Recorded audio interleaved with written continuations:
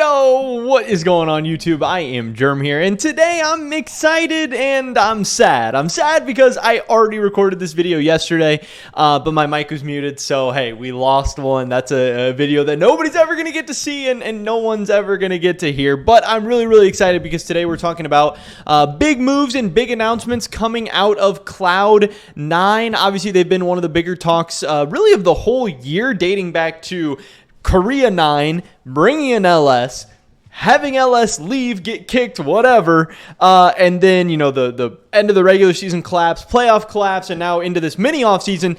They've been the talk of the town, you know, making some really big moves, or at least being rumored and speculated to be making some big moves that everyone has a thought, everyone has an opinion about. But today we got a big announcement regarding that and some very interesting talking points, I think, to go over, just kind of all regarding Cloud9. So that's what we're going to be doing in this video today. Definitely drop a like if you guys do enjoy it. I would appreciate that so much. And subscribe to stay up to date on all my latest content. We're going to be covering MSI, summer split, Worlds right around the corner, and then, of course, it's all leading up to the end of this year where we're going to be covering the big off season, the real fun one. So you guys don't want to miss any of that. Click the button. With that being said, let's get right into this. So what we're talking about today is this from C9. As you can see, it says watch again because, like I said, I already watched it. I already made this video. But they did tweet out the systems have decided they have been teasing roster moves and the announcement videos and stuff coming for quite some time. And obviously, we've heard all the different rumors and expectations and everything, and they've been hyping up these videos as well. So let's take a look at what Cloud9 actually,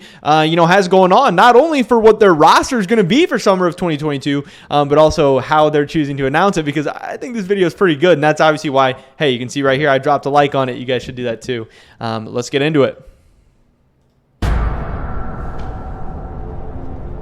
Might be super loud. You got a fucking problem here. Jack of Cloud9, why have you summoned the wards of the system? I did everything you said so far, but this isn't complete. There are missing pages here. What kind of systems are these? Are you guys just making this up as we go along? You dare question our judgment? After we've given you 4 titles and I've given you 2 MVPs? Making you NA's last hope? Do you know the punishment for such? Little sneaky cameo. Seems like our assistant here forgot to give you the latest version. Sorry about that, Jack. I thought I'd see you in Houston. Okay, Fudge goes back top. Interesting. Sven support. That's gold. Why didn't I think of that? Wait a minute. Who's in mid lane? Wait, Jensen?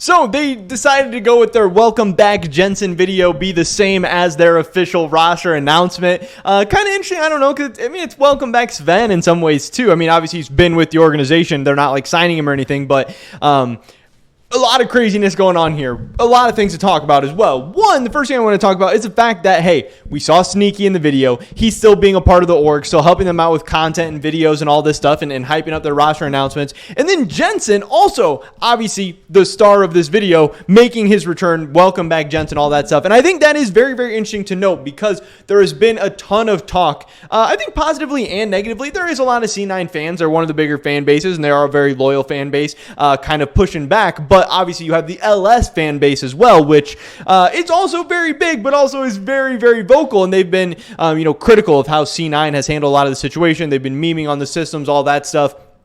And the fact that C9 with Jensen and Sneaky being a big part of those systems and a negative outcome from those systems, of Jensen getting benched and going through the whole thing and then ending up leaving the organization, and then Sneaky getting benched and end up getting kicked from the team and all this stuff. The fact that both these guys still want to return to the organization, Jensen to play professionally and Sneaky even to just be on a good enough relationship with them to come back and work in any capacity, I think is a great sign for C9. I think that really really does show how some of this stuff may be overblown. Now, obviously, the systems have probably changed over the last couple of years, and the same systems that, had LS on the way out are not necessarily the same ones that had Jensen and Sneaky on the way out. But obviously, what's going on at C9 isn't so horrible, and they're not burning so many bridges and rubbing so many people the wrong way that people aren't willing to return to the organization, which I think when you look at some other teams, it's not necessarily that way. I think TSM, when you look at them, they have some people who come and go and would be willing to come back, but there's also probably some bridges that they've burnt as well. Also, you have C9 that is fully leaning into so many of the memes. Like, obviously, the management, Jack, the support systems, all the players, all the coaches, everyone has been dealing with a lot of stress and a lot of criticism, again, not only for how their regular season and playoffs ended, but for the whole LS situation, even though at this point it was like 3 or 4 months ago. And the fact that they're still willing to lean into those systems memes, I think is funny. I think it's good content. I think they did a great job with this video. But also, like, the hooded people, that was, part of the LS reveal as him as the coach of C9 in the first place. So kind of doing a big callback all the way back to those days, but also trying to build up hype in the same ways. Like bringing in LS was a really, really big deal. But bringing in Jensen is a really big deal as well. This is, at his best, one of the best players in the LCS, and I truly believe a world-class mid laner. So that's kind of all the positive things, all the exciting things. I think this roster also has insane potential. Now, there is insane risk. I think this roster is really, really high risk, really high reward. You have 2 very solid backbones of this roster returning. Obviously, Blabber, we know he is a MVP candidate at his best. And we know Berserker, we think has the chance and potential to be probably LCS MVP level at his best as well, which is, pretty crazy for C9 to be bringing back 2 players that great. And the third MVP candidate on their team actually left. They're not bringing back the actual MVP, but they still potentially have 2 other MVP level players in Blabber and Berserker that they're bringing back. But other than that, everything else gets pretty crazy. Yes, Jensen back in the mid lane, who took a split off competitively. You have Sven back. He took a split off competitively. He was still playing scrims and all that stuff, so he should be a little bit more fresh than Jensen, but he just got done with a split of playing AD carry, and he's going to be role swapping. And then you have Fudge, who played last split, but he was in the mid lane. He's going to be role swapping. So you have 2 role swaps, 1 player returning from, not playing at all, and Sven doing both, role swapping and returning from not playing. So this is crazy. There is a lot of moving parts, but at the end of the day, I do think these are a lot of good moves for C9. I think Jensen is a better mid laner than Fudge. I think Sven is a huge question mark at support, but Winsome and Isles were not setting the bar very high. So I think he has a potential and chance to be better than them, and I expect him to be better than them because I think he's been, overall, throughout his career, a better player than them. And role swapping from AD carry to support, we've seen people do it in the past. It's gone not always super, super well, but we've seen people do it very successfully in the past. And there's obviously a lot of turnover between the matchups and a lot of how the lane plays and stuff like that. There is a lot of things he's going to have to learn, but spring split regular season literally doesn't matter at all. He's going to have a whole split to do that, just as Jensen's going to have a whole split to get his feet wet. And then Fudge, he literally was playing mid lane. Yes, he is going to have to learn top lane again, but again, very, very recently, he was a really great top laner last year in the summer split at MSI at Worlds. So while there is a lot of risk here, I think it's a lot of calculated risk. I think it's a lot of risk that makes sense.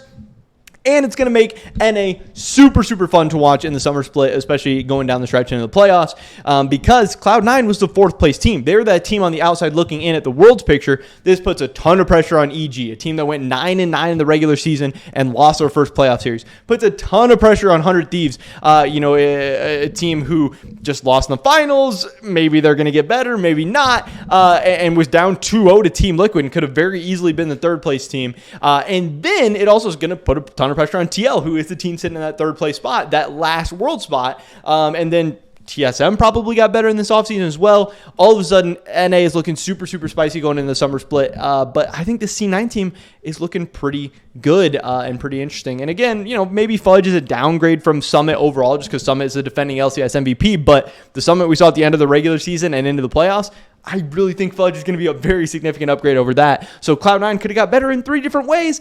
Maybe Sven can help Berserker with his lane phase to make it more of a threat in the early game. Jensen's going to be a carry option for the team now, and Fudge is still going to be a threat in the top lane.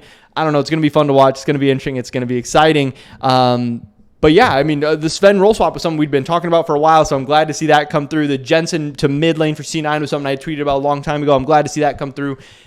The offseason's always fun. It's always exciting. And I just can't wait to see what this team's going to do. But that's pretty much it for this video today, guys. Tell me to drop a like if you did enjoy it. I would appreciate that so much. Leave a comment down below. Let me know what you guys think about any of this, any of the decisions C9 made, any of these players, how they're going to do, or how they went about announcing this. I'd love to hear your guys' thoughts and opinions. Subscribe, stay up to date on all my latest content. Hopefully catch you guys in the next one. But until then, peace.